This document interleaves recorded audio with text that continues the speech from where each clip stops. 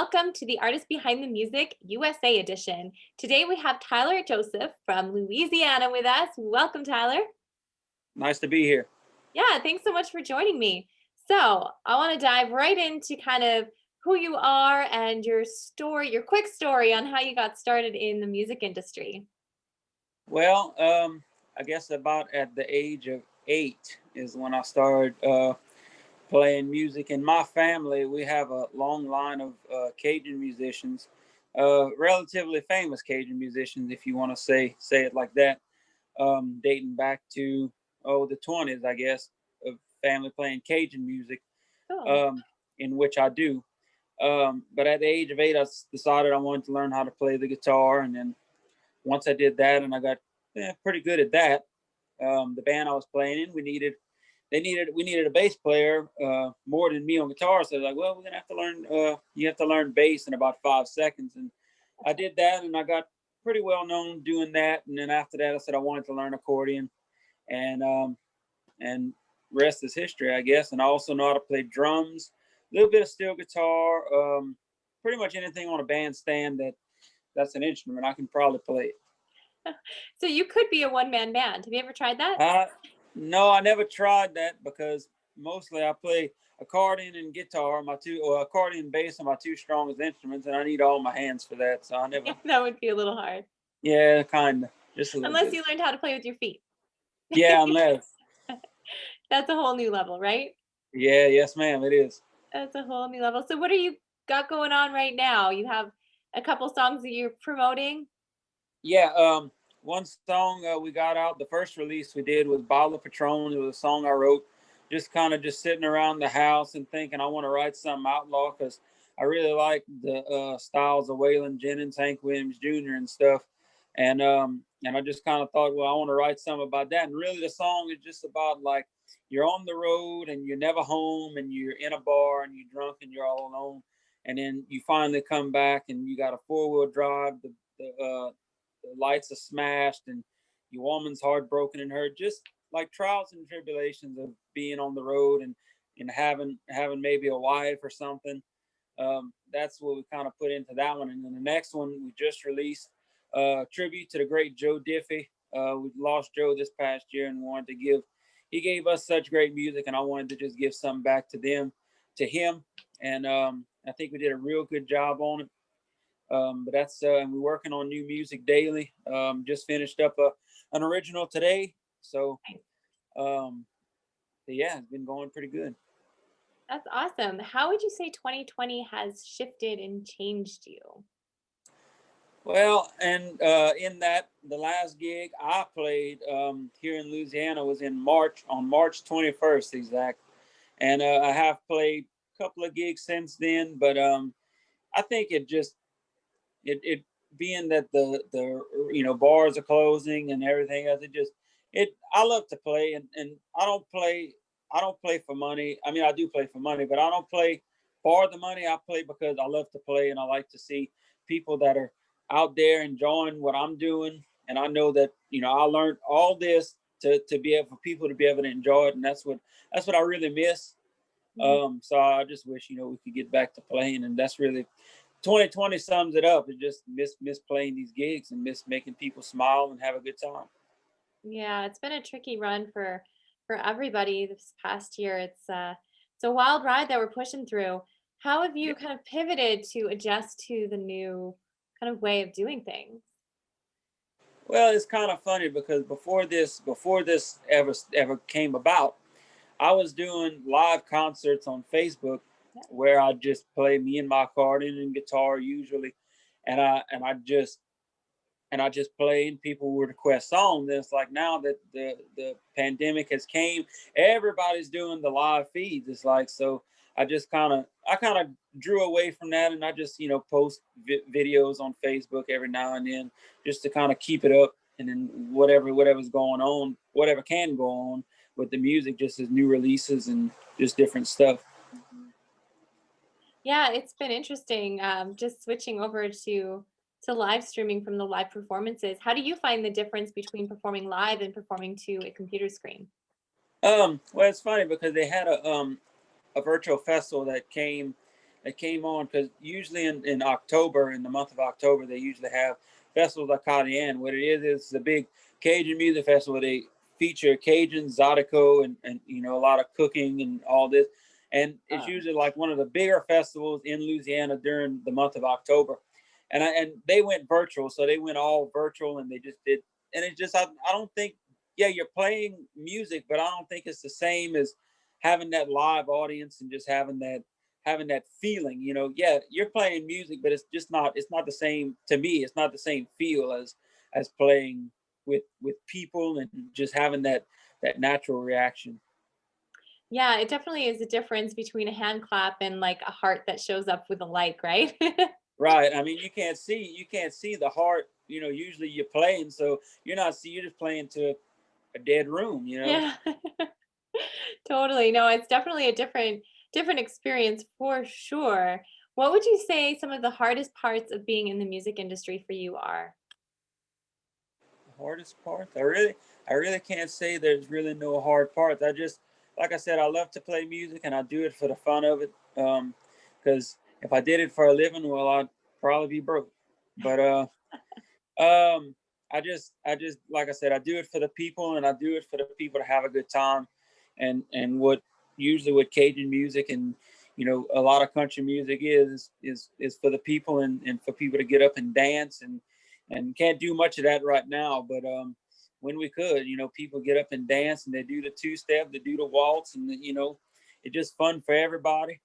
So I really don't think it's anything hard right now. It's just another, I guess, rough patch to get through. This is true. And what would your favorite part of being a musician be? Favorite part? Just, well, I mean, right now, no, but just playing on stage and just cutting up with friends, and normally the people that I play with are my best friends, and just to get to play with them, every night when we have gigs, that's pleasure enough for me. That's awesome. You got a couple medals hanging behind you. What are those all about? Yes, those are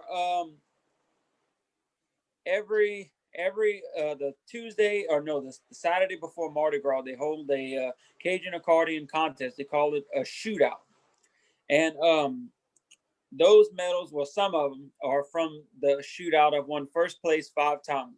I'm a 5-time grand champion. They had another contest at a local dance hall. I won there, and then they had, I don't remember. No, the rest are from the shootout, but it's all they have first, second, and third, but most of them all are first. Oh, well, congratulations. Thank you. Yeah. Is Mardi Gras happening this year? That's usually in February, Uh, right?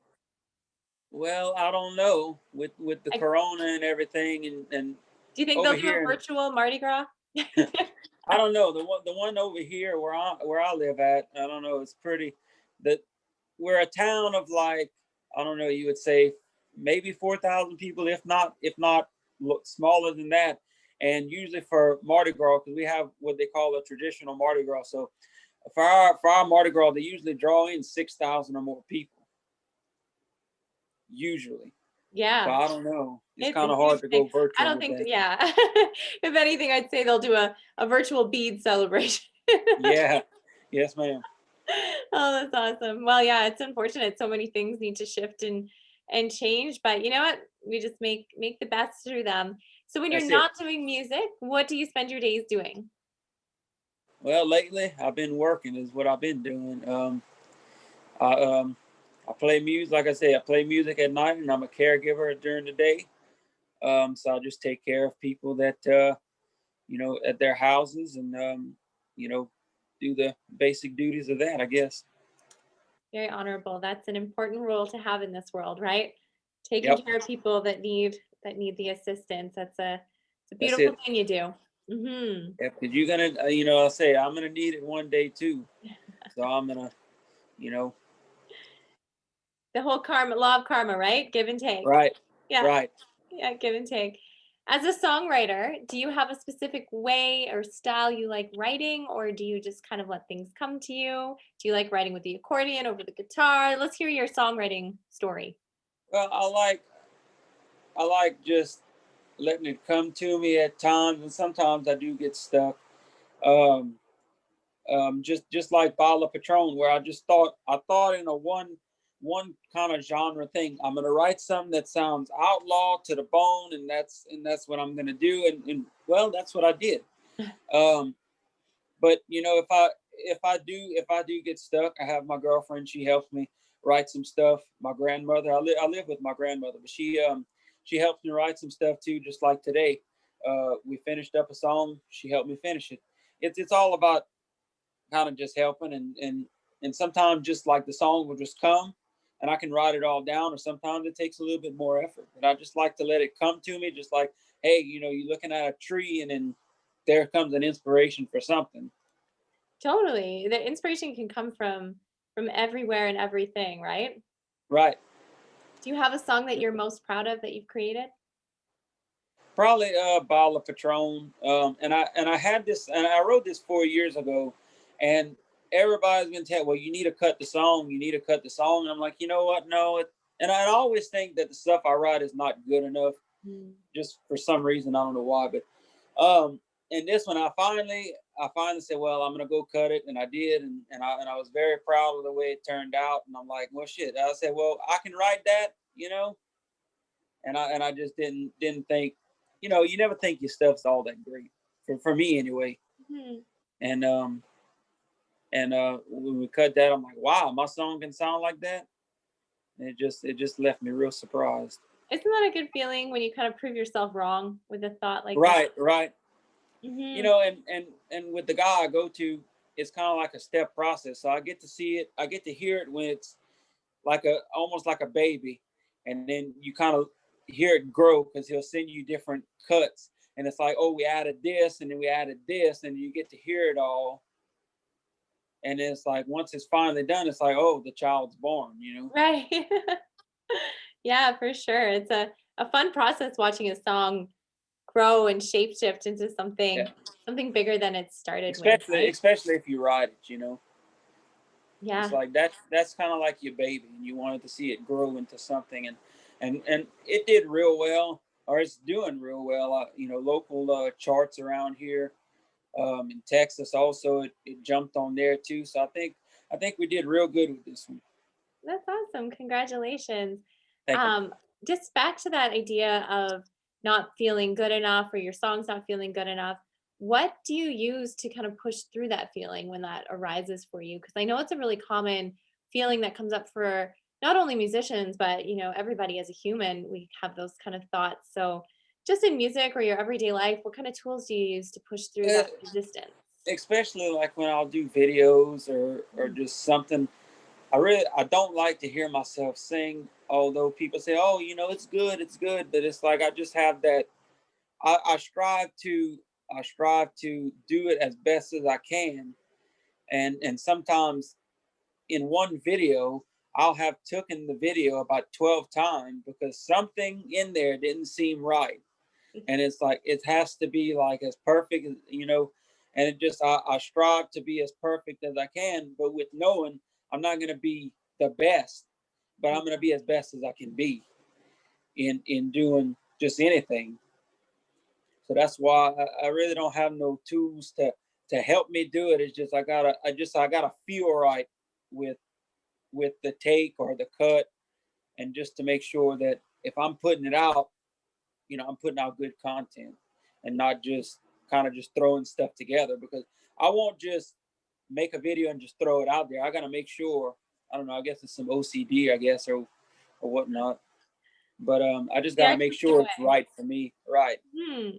No, that makes sense, and I really like what you said about it doesn't have to be the best, but it has to be the best version of what you feel you can put out in that moment. I Right. think that's a really important thing for everybody to remember is you don't have to be the best in the room, you just have to be the best version of you, and I really live by that as well. It's an important trait. Right. Yeah. Right. It's a good way to kind of quiet that voice of fear when you're not trying to compete with everyone else that's around, right? Yeah. Right. Right. That's right. Yeah. Cool. Well, I would love to hear you play if you're ready to pull out one of Yeah. your instruments. And Let's I wasn't sure if I was going to see an accordion or Well, it's a whatever you guitar. want to see. I can do both. Whatever you want. I'll do some on the accordion for you. All right. All right. That's kind of the odd instrument out. Yeah, I love that. So I'm gonna just say this is a Martin accordion made in Lafayette, Louisiana. I just gotta send a shout out to them because there's the ones that make all my accordions. And just to let everybody know that these accordions come in different keys. So one accordion is one key. This happens to be in the key of C sharp. And I have like I think three other ones or I two did other not ones. know that. I was not aware that accordions were all in Right. So like a harmonica.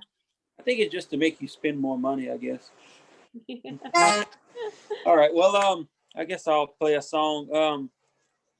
This is a song. It's a waltz, actually. It's some called the Chatitude. It means dear all or dear, yeah, pretty much dear all, I guess. So I'm gonna play it for you now.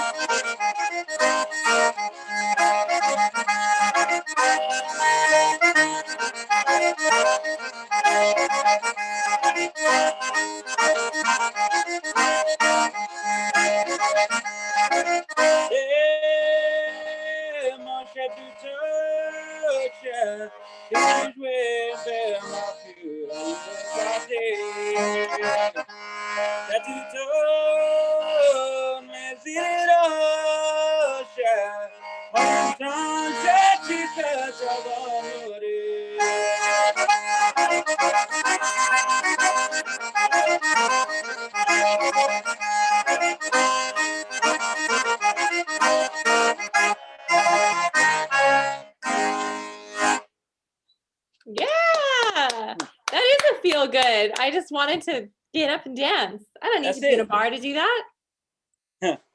No, yeah, that's usually what it makes. Playing Cajun music makes people just want to dance and have a good time, and makes people feel good. It really does. Absolutely. Is there any sad songs in that genre of music? Uh if you wanna look at them, some of them are. I mean, you gotta almost listen to the lyrics, and although they're in French, but when you translate them to English, it's so sad. It makes you want to tear your heart out almost. But I mean, just playing them, and you think they're the happiest thing in the world. Oh, And when you dive deep into the songwriting, it's very deep and dark, and like, oh, we got a song.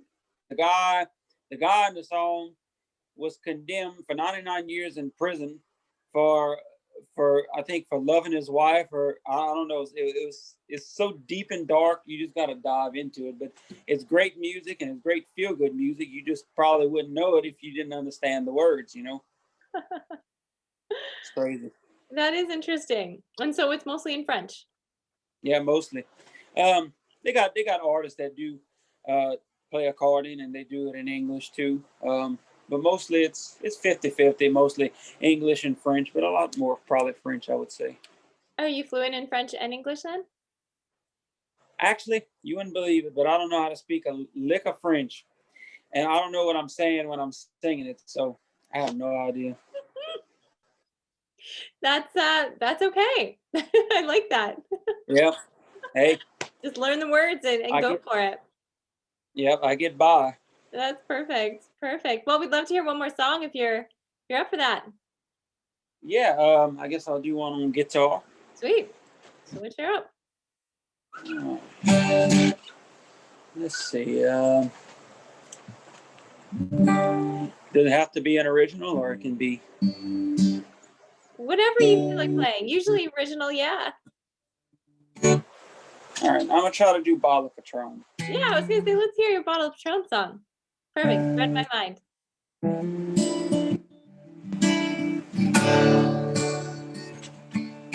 Sitting in a bar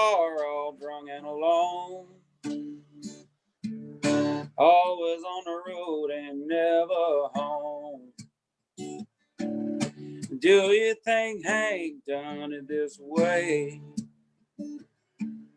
Riding on the tour bus in the US of A. Give me some Patron and a bottle of whiskey. Let me get lost on this old lost highway. Living on the bus is a living hell. Give me some whiskey and a bottle of Patron.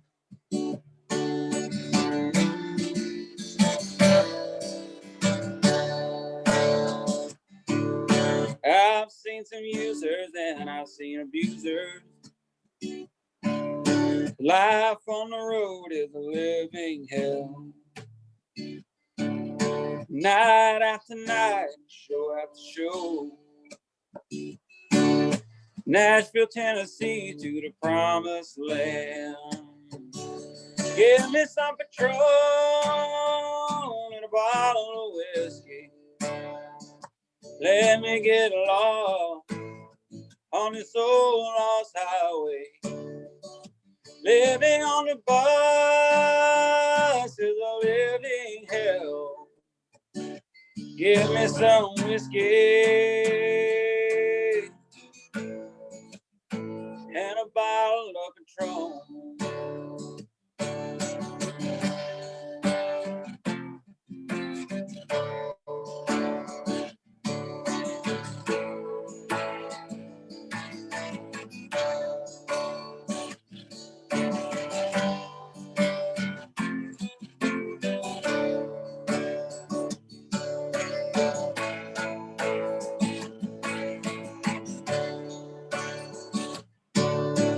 Got to the house about 4:45.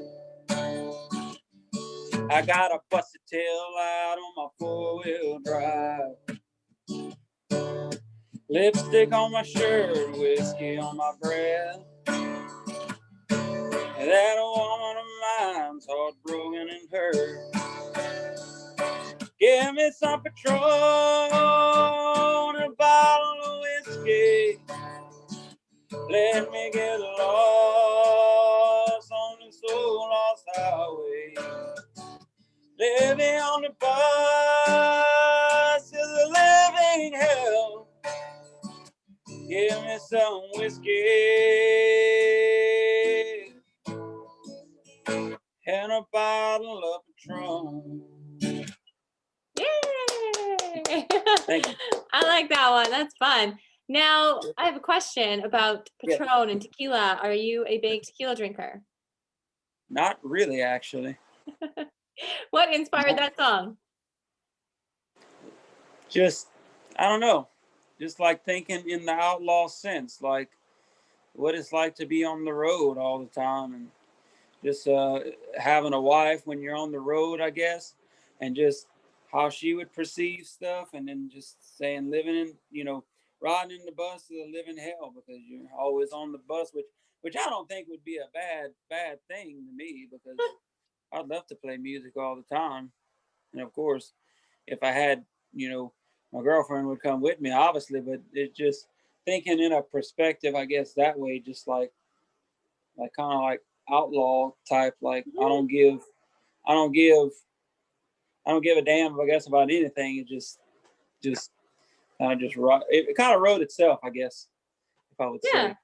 It's a great song. I love it. It's catchy and it just kind of makes you, I just see like a wooden bar. I'm just envisioning this little place. I know in Laughlin, Nevada, there's this little tiny like cowboy bar, all wood, and that song just brought me to that little spot.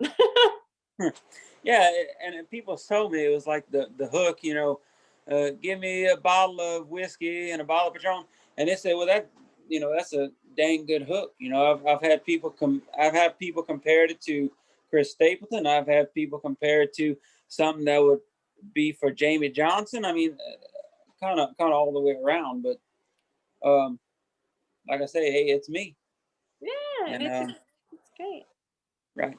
That's awesome. Well, thank you so much for joining me on The Artist Behind the Music. I always like to wrap up with one question. If you had one message to share with the world, what would that be?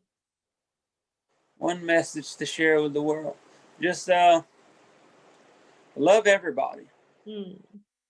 And don't bring no hate, where hate's not needed. And just pray for the country, I guess, is all I would say. Yeah, well said. Love everybody. Be kind. That's Be right. kind. Well, that's great. Well, we're sending love out to the world today. You spread love with your music all the time. So thanks for doing that. Keep it up. Keep Yes, bringing ma'am. joy and smiles to people's faces. And I look forward to hearing more from you soon.